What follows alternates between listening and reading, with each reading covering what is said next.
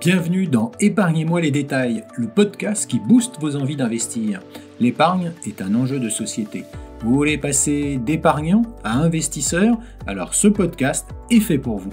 De l'éducation financière, des solutions qui correspondent à vos aspirations et qui sont adaptées au mode de consommation d'aujourd'hui. Je suis Didier Testo, journaliste, fondateur de la Bourse et la Vie TV, et chaque mois, je recevrai Christophe Descohan, le fondateur de MoneyOne.fr. Il cassera les codes, sortira des sentiers battus financiers et réinventera l'épargne immobilière pour une nouvelle vision de vos finances personnelles. Christophe Descohan, bonjour. Bonjour Didier. On va parler avec vous d'appli. Alors c'est vrai qu'on parle beaucoup d'appli, de mobile, et que tout le monde aujourd'hui, ou presque, a son mobile. Mais est-ce que ça peut fonctionner aussi avec l'épargne, l'appli mobile? Alors tout à fait. Nous, on a toujours été des fervents défenseurs du multicanal. Le web, le téléphone mobile, la capacité d'avoir des échanges physiques, téléphoniques, webconférences, etc. etc. Après, les statistiques nous le démontrent, y inclus sur MoneyOne, c'est que la quasi-totalité, l'immense majorité des flux d'informations qui sont regardés par nos clients ou prospects se fait par le biais du smartphone.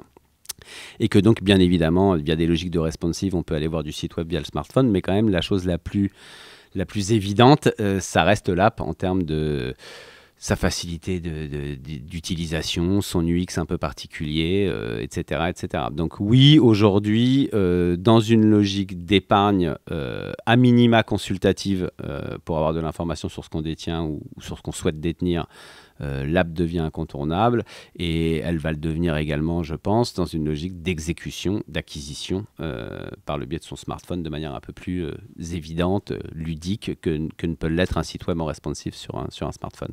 Ça veut dire aussi, parce qu'on voit les jeunes, bien sûr, qui ont des tas d'apps qu'ils utilisent au jour le jour. Là, on est dans le domaine de l'épargne. Alors, on dit toujours l'épargne, c'est sérieux.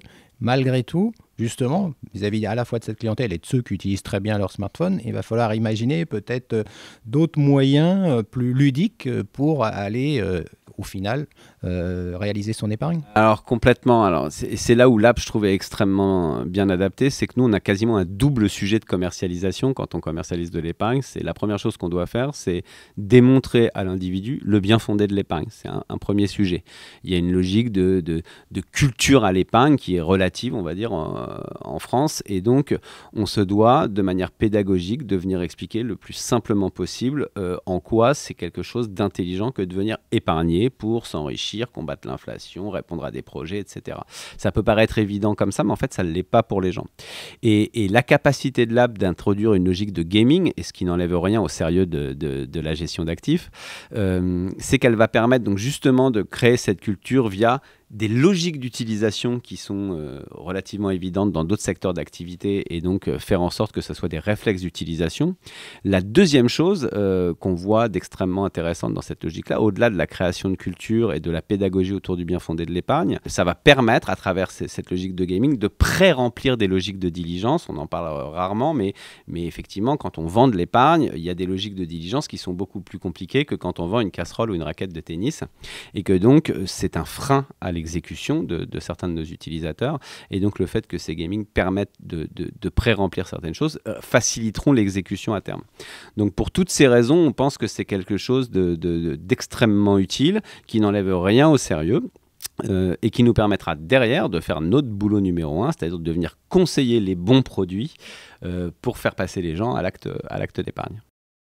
Donc on va simplifier l'usage, la manière dont on va réaliser son épargne en ligne, mais on va faciliter surtout pour l'épargnant finalement ce parcours.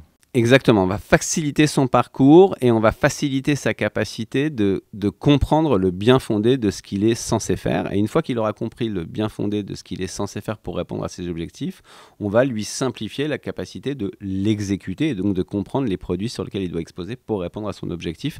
Donc pour nous, c'est complètement cohérent et c'est un canal qui devient incontournable. Merci beaucoup Christophe Descohan. Merci Didier.